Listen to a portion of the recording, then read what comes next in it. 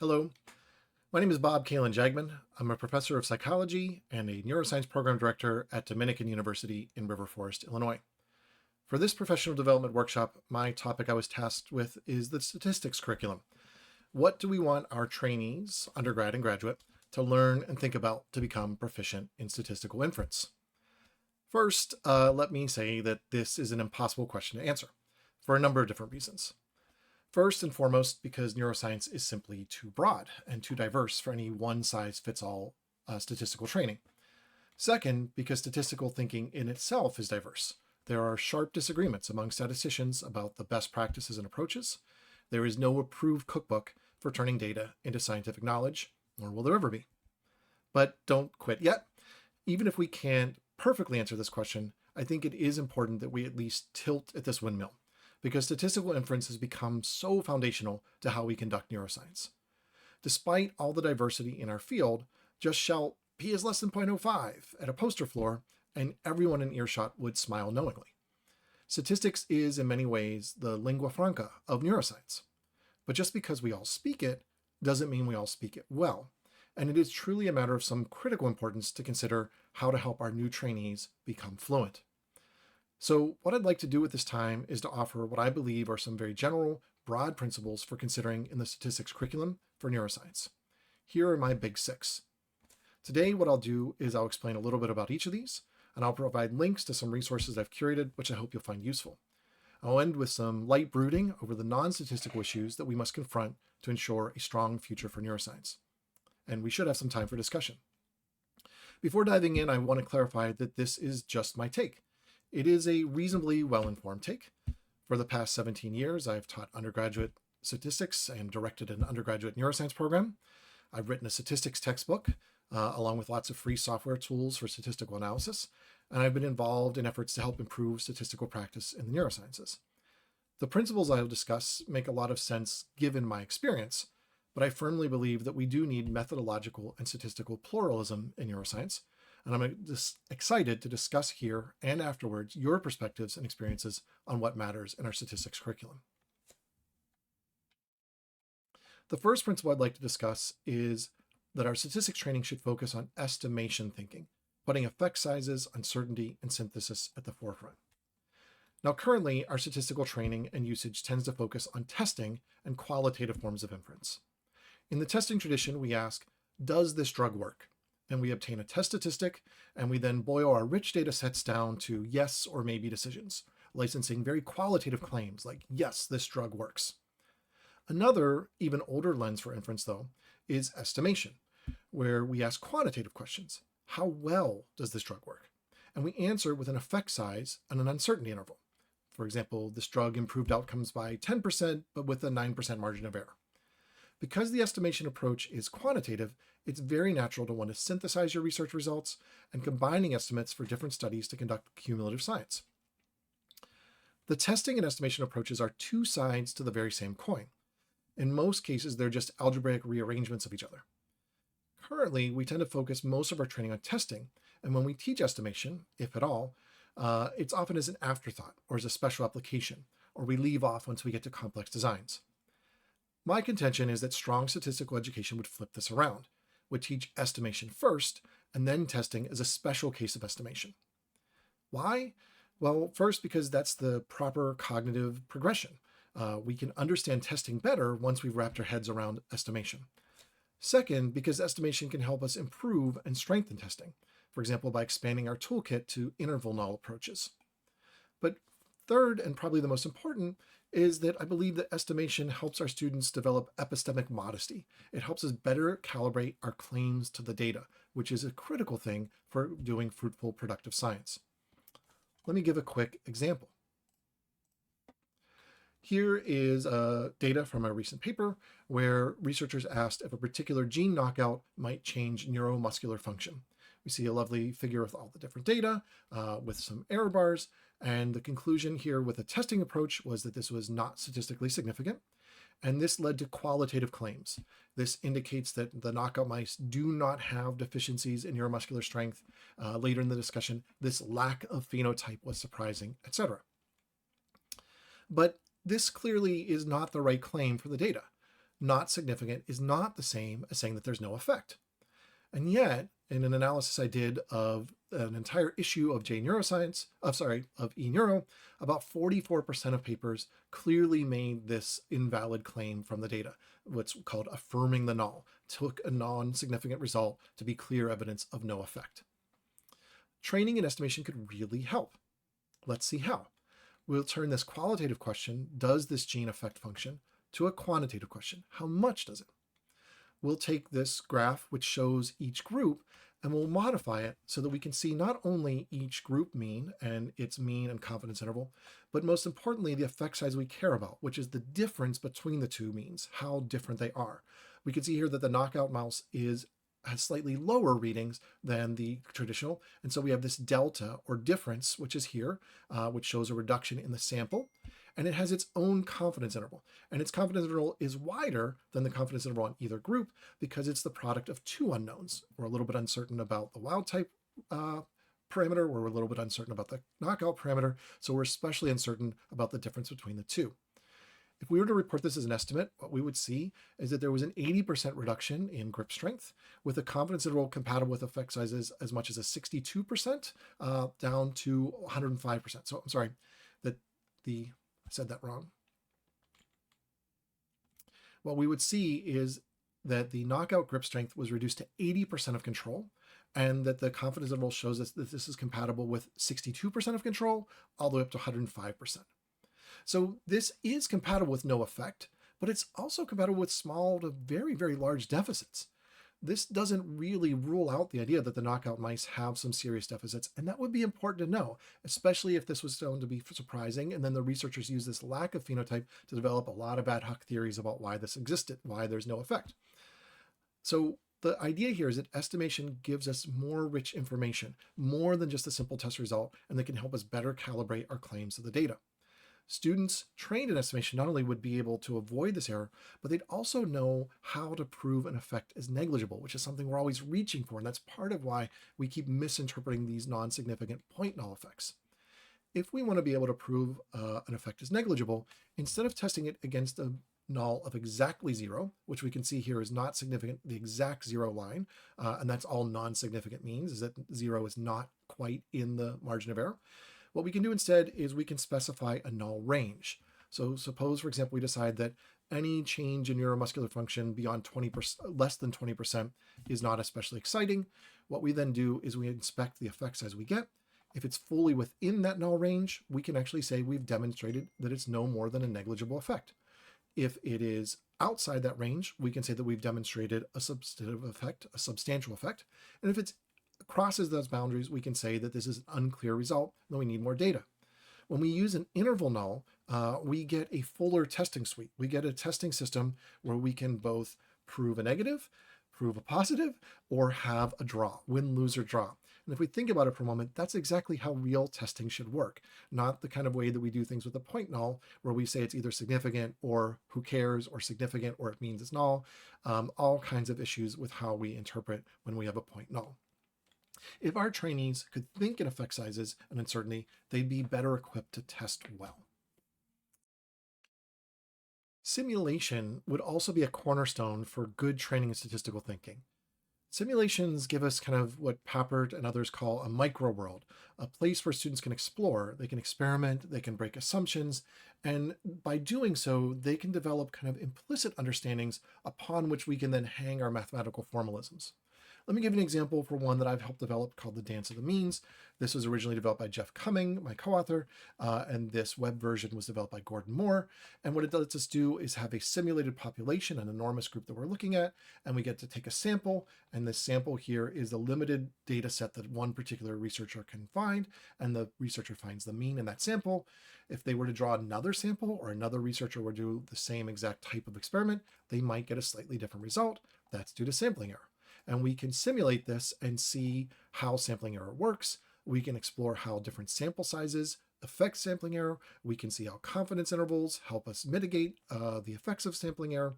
We can even look at how we could break assumptions, like what happens if we had a non-normal distribution, a skewed distribution. Heck, we can even draw a weird distribution and see how taking samples from that would alter, and we could see the patterns that emerge from those samples and explore the central limit theorem and all these other great ideas in statistics. And what this lets us do is start to get an intuitive sense of sampling error, why we have to be so worried about it. Although at the same time, we have to know that sampling error is kind of the least of our problems. It's what we can mathematically model, but there's lots of other sources of error that we should constantly be worried about. Students can graduate from the dance of the means to the dance of the R values. They can look at how very tricky it is and finicky it is to characterize the linear correlation in a population from a sample and how erratic that can be. And they can understand better what we mean by statistical significance, what we mean by a margin of error. A simulation-focused statistical curriculum would give students directed exploration to help make their statistical concepts salient so that they actually are reaching for some of the ideas. When they say like, oh, whoa, there's this sampling error and there's this jumping around that happens even in the ideal circumstances where two researchers do the exact same thing, drawing from the same population.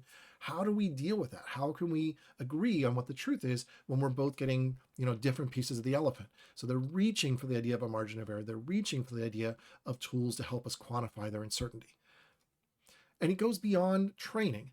As students move through our curriculum, we should think about them graduating from exploring simulations to generating their own simulations prior to collecting data.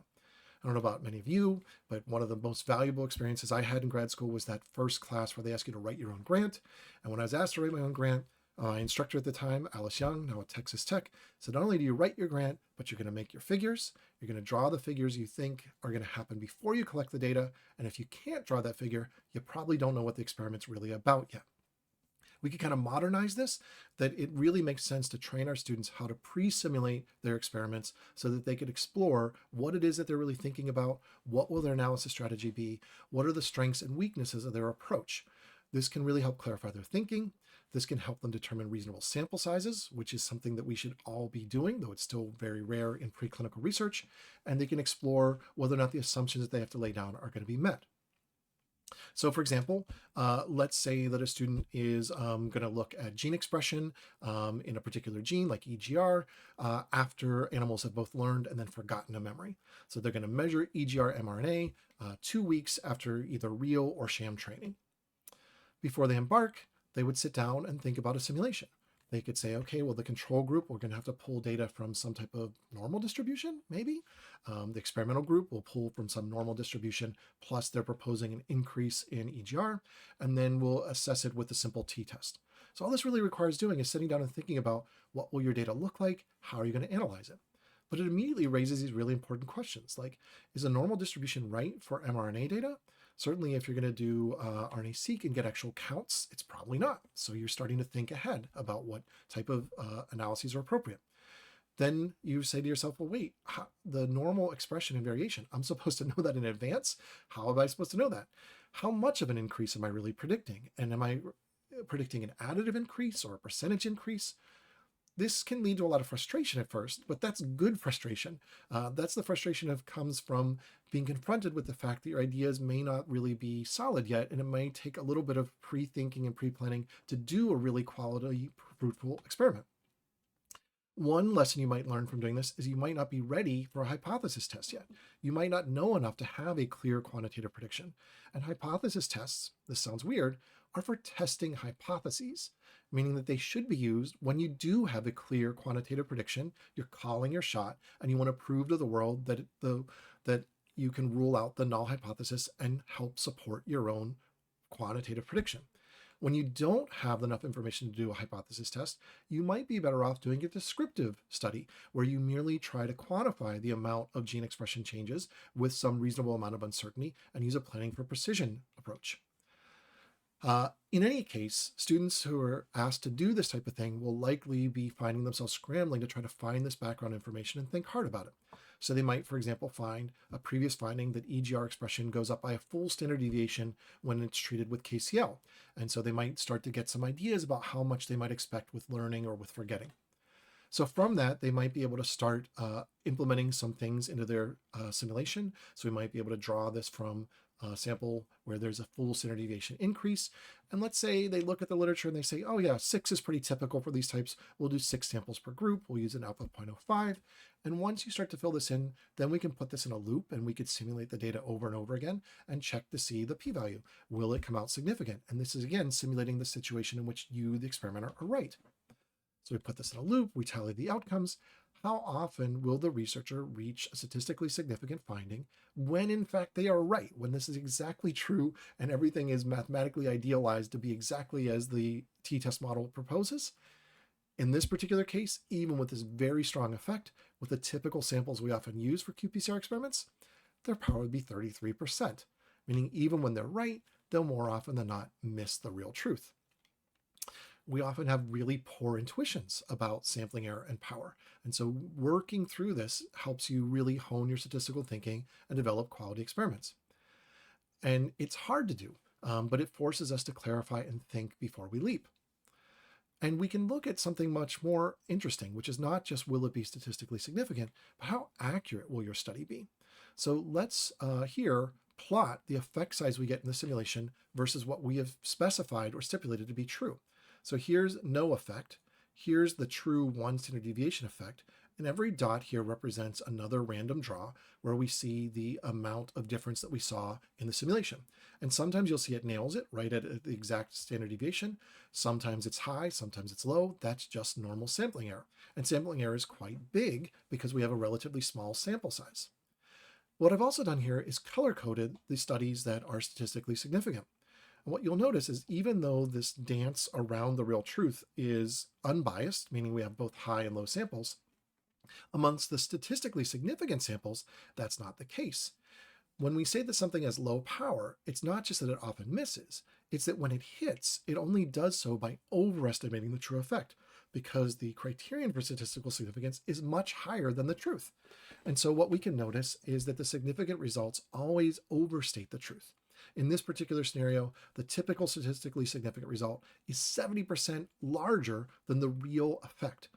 Right? And this is what we call the winner's curse. This is the curse of an inadequate sample. It's not just that it's inefficient and that you will often miss the true effect. It's that when you quote unquote win and find it, you're finding it by exaggerating the effect, sometimes quite substantially. And that's not a really strong foundation for cumulative science. It means the next student to do this in your lab will often think that the sample size was reasonable and often then miss it. And then they'll say, well, the other person got it, and what did we do wrong? And was it the wrong season, or did we do a different treatment? And you develop lab superstitions and you waste a lot of time exploring something because you don't have a strong enough microscope to see it well, right? Good sample sizes bring effects into clear resolution accurately. Inadequate sample sizes lead to effect size exaggeration and are castles made of sand. Even when you win, you actually lose. So simulations can really help students see the key issues that are critical for how to design and execute a proper experiment. Some other things that would be part of an ideal statistical curriculum. Robustness checking should really be routine. I don't have a lot to say about this because this is still really coming into play and it really depends on the type of research you're doing, but some level of exposure to robustness checking is really important. In really big high throughput experiments, this could be leave one out or train test sets. Another popular thing coming along is multiverse analysis, where you think about all the different decision points in your analysis chain, and instead of just picking one of those pathways, you do them all. And then you look at the cluster of results you receive across many different reasonable specifications, and you look to see if your results always cluster around a particular outcome, or whether they're especially sensitive to the decisions you made along the way. There are lots and lots of different options here. I'm not sure that there's any one set of best practices, but given the importance of not overfitting in neuroscience, helping our students learn about robustness checking from the get-go and putting that from undergraduate to graduate all the way through is probably a really important principle. Similarly, multiplicity and interdependence has got to be in focus in a neuroscience statistics curriculum. We can't only have like the simple toy examples where we just have two groups and we just have one outcome and we just analyze, because that's not how neuroscience works. In neuroscience, multiplicity and interdependence are extremely common. Multiplicity is the fact that we often have many outcomes or many different possible tests that we can do, and we have to keep track of them. So, for example, 2023, Aritzo et al. Found that depressed patients had lower serotonin release in the frontal lobe compared to healthy controls. And this was a statistically significant finding. P is less than 0.05, one-tailed. We'd have a lot to say about their qualitative conclusions. From this one finding, they decided that brain serotonin release is reduced in patients with depression, that this was clear evidence, and that it had now been demonstrated. We'd have a lot to say about this kind of one and done approach. But even more so, our thoughts would change when we realized that this was not the only hypothesis tested in this experiment. There were 3 different groups that were compared at both pre and post test change across 4 different regions, and there were also correlations conducted for 5 different subject variables. It was hard to count, but from my count, the number of p-values in the direct and supplemental information, over 124 different hypothesis tests conducted on these 54 participants. That's what we mean by multiplicity. When you wring every last bit out of your data, you really magnify your chances of capitalizing on chance, and we have to have strategies that can help deal with that. We can use corrections for multiple comparisons. We can make only a subset that are planned and pre-registered, and then explore all we want, making the difference clear. There's lots of different things we can do, but students need to be seeing these types of things and thinking about these issues from the get-go so that they're not only trained on toy examples and then lost on how to handle multiplicity as they do their own real research. Interdependence occurs whenever we have hierarchical data. So for example, we test multiple cells within multiple slices, within multiple animals, within a group, right? Most of the statistical techniques that we learn are formatted on the idea of independent samples, but often this is violated in neuroscience data.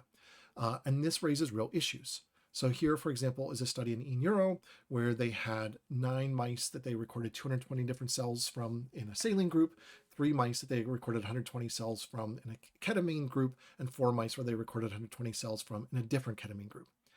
The question you get at is really big. What is your effective sample size here? 9 in the saline group or 220? That's a big difference because it's our sample size that gives us our predicted sampling error, our standard error of the mean, on which we base our margin of error and our criteria for a statistical test. If this is a sample size of 4, our stringency or criteria for significance finding is going to be quite high. If it's 120, then almost anything's going to be significant. When we treat nested measures as fully independent, it can drastically underestimate our sampling error and thus really overstate our evidence. And this is very, very common in neuroscience. A paper in 2014 by Arts et al. Looked across a variety of neuroscience journals and found that over half had issues with nested data that were not dealt with. In my own review of an issue of eNeuro, I found that 33% of the papers had nested data and that every single one treated those nested measures as independent. So again, we need to make sure our statistics curriculum reflects our actual practice. Well, not our bad practices, but when the fact that neuroscientists regularly deal with nested data means we need to teach solutions. And there's lots of possible solutions. There's multi-level analysis, which can be done. The paper by Arts lays this out and it gives a nice tutorial for neuroscientists. But there's also things like the sufficient summary statistics approach, which basically kind of treats it almost like a meta-analysis, where we do take only the average for each animal, but the weight of that average is based on how many cells we recorded. And so where we get more data per animal, it can have a stronger weight in our analysis. And this can turn out to be very simple and often also as powerful as multi-level analysis. Hierarchical bootstrap is also an approach that can be looked at. I've got some references here. But my bigger point is that we really need to make sure that we graduate students quickly from toy examples to the messy realness of what neuroscience data is and bake into our curriculum from undergrad to grad the training to help them deal with both multiplicity and interdependence.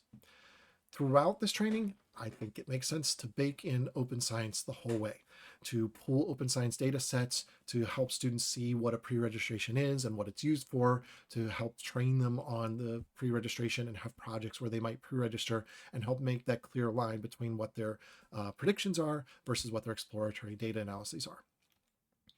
And finally, the neglected factors, as Calin called them, should be baked in. That good measurement and design can do wonders, and that we shouldn't think of the scientific truth as being purely a matter of statistical decision making.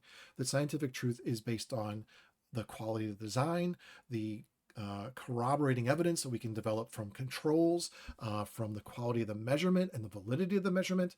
And there's a lot we can do here to improve our science and to make a more balanced weighting of the evidence that's not just boiling it always down to a p-value. And we can be much more efficient when we think critically about design and control.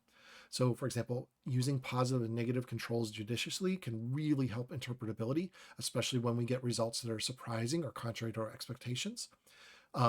We lean a lot on simple between subjects design, but that's really the weakest, least efficient design in science.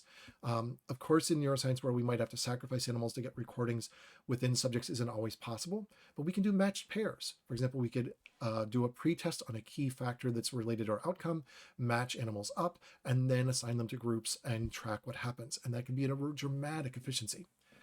And we can really work on, if we think about effect sizes, we know that they're kind of signal versus noise. We can work on the noise in our lab. We can do things to reduce measurement variation.